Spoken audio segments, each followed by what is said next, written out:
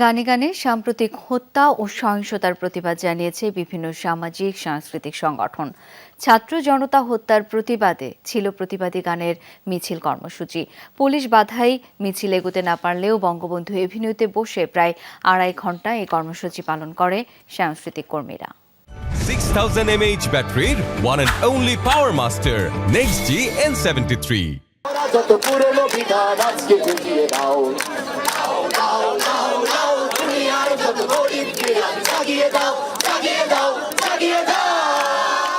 শহীদ নূর হোসেন চত্বর পেরিয়ে বঙ্গবন্ধু অ্যাভিনিউর মুখে প্রতিবাদী সামাজিক সাংস্কৃতিক সংগঠনের অবস্থান।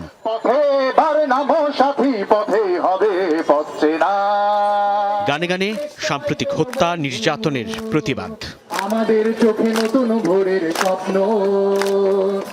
গলায় গলা মেলানো, রাজপথেই রংতুলি আঁচড়ে শিল্পীর প্রতিক্রিয়া, কবিকণ্ঠে আবৃত্তিতে তুলে ধরা সহিংস দিনের স্মৃতি এবং বিচারের দাবি।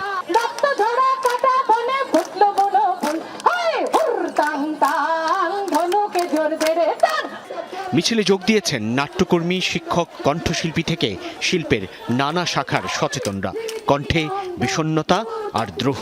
কোলে কোলে রাখছি আমার পাখিটারে, সেই পাখিরে কই নিয়ে যাও দোলায় করে। এরকম চাই না যে বাংলাদেশের মানুষ চুপ করে থাকবে। এটা একটা মৃত্যু, অনেক মৃত্যুর মিছিল। প্রতিবাদ তো করতেই হবে। এতজনকে খুন করে ফেললো, এত বাচ্চা বাচ্চা ছেলে মেয়েদেরকে খুন করলো, অবিশ্বাস্য। আমার ভেতরে যে এতগুলো অনুভূতি, সেই অনুভূতিটাই ব্যক্ত করতে আসা।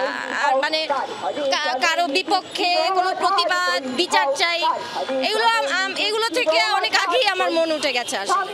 পুলিশি ব্যারিকেডে প্রায় 2.5 ঘণ্টা ধরে চলা আয়োজন থেকে ঘোষণা করা হয় শুক্রবার প্রেস ক্লাবের সামনে থেকে শোক মিছিলের কর্মসূচি।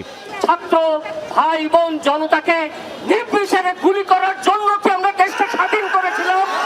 জনগণ কি এত বোকা যে আপনারা তাদেরকে ছেড়ে দেন নাই? তাদেরকে ডিবির রুমে বসিয়ে রেখে তাদের কাছ থেকে স্বীকারোক্তি দিচ্ছেন আর জনগণ বিশ্বাস করে যাবে। এর আগে দুপুর 2টায় সাংস্কৃতিক কর্মীরা জড়ো হয়ে নূর হোসেন চত্বর থেকে মিছিল নিয়ে বাহাদুর শাহ পার্ক অভিমুখে রওনা হয়, কিন্তু পুলিশি বাধায় এগুতে পারেনি এই প্রতিবাদী গানের মিছিল।